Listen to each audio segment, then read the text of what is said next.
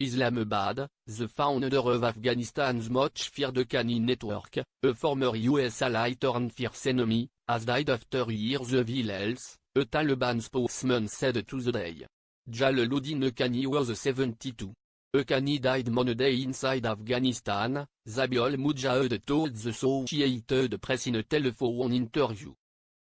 The elderly founder of the outlawed Afghanistan-based organization, once hailed as a freedom fighter by US President Ronald Reagan, had been paralyzed for the past 10 years.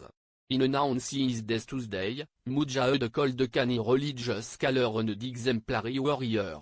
Because of his infirmity, Haqqani's network has been led by his son Sirajudeen Haqqani, who is also deputy head of the Taliban. Considered the most formidable of the Taliban's fighting forces, the Haqqani network has been linked to some of the more audacious attacks in Afghanistan. The elder Haqqani joined the Taliban when they overran Kabul in September 1996, expelling feuding Mujahideen groups, whose battles left the capital in ruins. Since then, the network has been more the fiercest foe of fighting US and NATO troops in Afghanistan. Haqqani was among the Afghan Mujahideen, or holy warriors, the United States backed in the 1980s to fight the former Soviet Union's invading army, sent to Afghanistan in 1979 to prop up the pro-Moscow government. Haqqani was praised by the late US Congressman Charlie Wilson as good enough personified. After 10 years, Moscow negotiated an exit from Afghanistan in an agreement that eventually led to the collapse of Kabul's communist government and the takeover by the Mujahideen. In 2012 the United States declared the Haqqani network a terrorist organization. Haqqani had not been heard from in several years and reports of his death were widespread in 2015. Declassified US cables called Haqqani moderate socialist who did not embrace the Taliban's strict rules that denied girls education. Haqqani functions more in the military area, and is not a force in setting Taliban political or social issues, the cables read. Born in 1947 into the powerful Zurdrun tribe that dominates southeastern Afghanistan's Paktik and coast provinces, Haqqani was a close friend of Osama bin Laden, who often took refuge in his camps outside coast. The father of 12 sons, the ailing Haqqani, who had been suffering from Parkinson's disease for several years prior to his death, had turned the day-to-day military campaign over to his son Sirajudeen. The elder Haqqani's association with Pakistan dates back to his early years, when he studied a deeply conservative form of Islam at the Darul Uloom Haqqani Madras, or a religious school, in northwest Pakistan.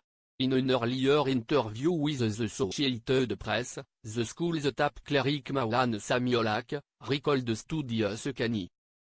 It was Haqqani's rigid interpretation of Islam that launched him on the road to insurgency in the early 1970s when he returned to Afghanistan to open a madras, or a religious school, and organize the movement against Afghanistan's monarch, Khinzir Shah, according to unclassified US documents that tracked Haqqani's militant career from the early 1970s to his partnership with the Taliban in 1996.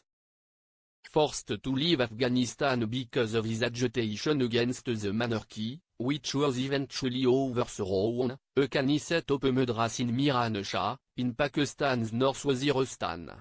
During the 1980s, when Washington backed an uprising against the communist government in Kabul and its Russian allies, it was Haqqani's military prowess that brought him attention from both the United States and Pakistan. He received both money and weapons from the US. While the Soviet Union poured men and money into Afghanistan to support the communist government in Kabul, Pakistan, the United States and several Arab states including Saudi Arabia and Egypt, stockpiled weapons for the Mujahideen in neighboring Pakistan.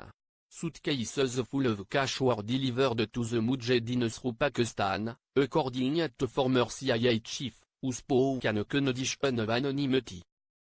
He told the AP he personally delivered suitcases full of money to Kanye, whom he described as one of the good ones.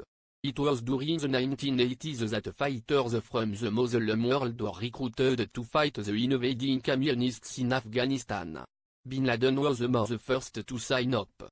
Many of the Arab fighters gravitated toward Kanye because he was an Arabic speaker and a ferocious warrior.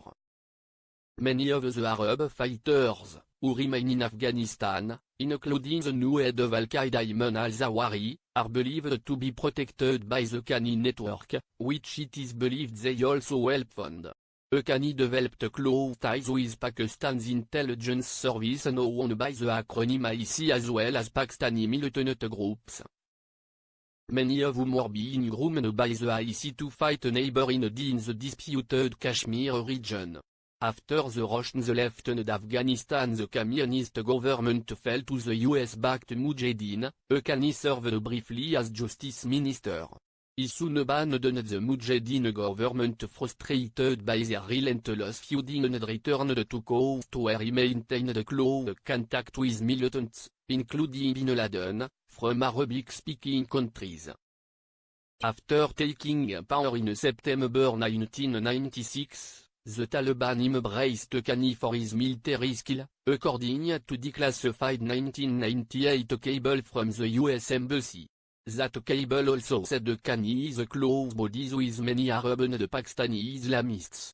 In August 1998, US cruise missiles targeted Kanye's base in a failed attempt to kill Bin Laden. Several Pakistani militants affiliated with the Harakatul Mujahideen group were killed in that attack. In November 2001, when the Taliban were routed from Kabul, Kanye was ordered by Mullah Omar to move the Arab fighters to safety. Kanye had proven to be the most resilient of Afghanistan's insurgents. Associated Press writer Zamir Shah in Kabul, Afghanistan, and Riaz Khan in Peshawar, Pakistan contributed to this report.